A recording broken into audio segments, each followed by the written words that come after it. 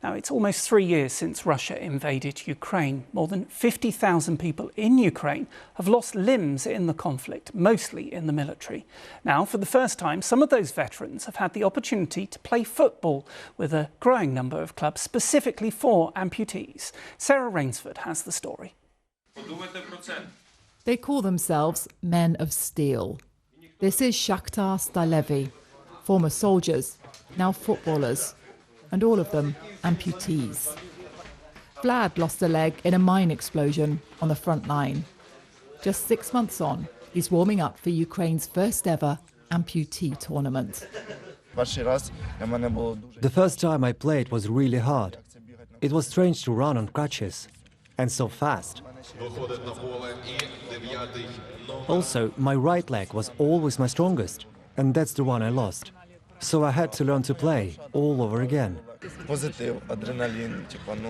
It's about positivity, the adrenaline, the team spirit. It lifts your mood. You're on fire inside.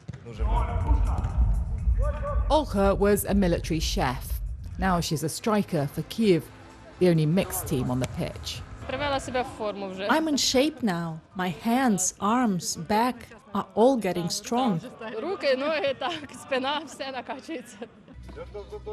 She'd left her baby with her mother and signed up.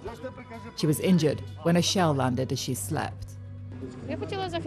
I wanted to protect my family and didn't want a full-scale war. Unfortunately, it didn't turn out that way. Then her husband went missing in action. My husband has now been missing for 2 years. So for me, this is like emotional rehab as well as physical.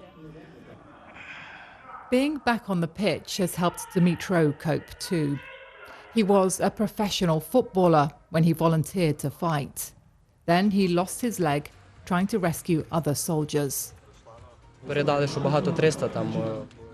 We were told there were lots of casualties because they'd been ambushed, and we had to get them out.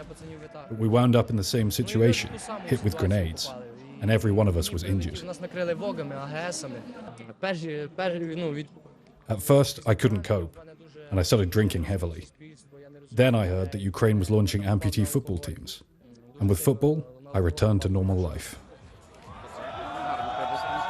That's why there are plans for more teams and more tournaments in a country where war has already created tens of thousands of amputees.